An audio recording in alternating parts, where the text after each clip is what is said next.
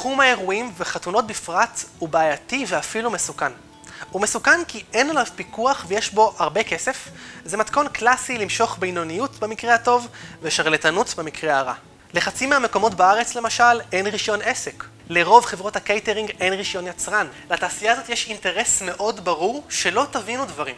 ככל שאתם לא מבינים ולא יודעים, ככה יש יותר סיכוי לעשות עליכם כסף, וככה יש יותר מקום לספקים בינוניים. לא סתם אין מחירון אמיתי באינטרנט שמראה כמה עולה חתונה. לא סתם זוגות מרגישים אבודים שהם מתחילים לתכנן אירוע ואין להם מושג מה לעשות. זה שוק שיש בו אינפלציית מחירים מטורפת.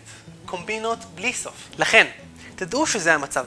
תהיו מאוד ערניים וקפדניים, תבדקו טוב טוב את מי אתם מזמינים בתור ספק לאירוע שלכם, ותדקדקו בכל הפרטים הקטנים כמה שרק צריך כדי לוודא שבחרתם נכון.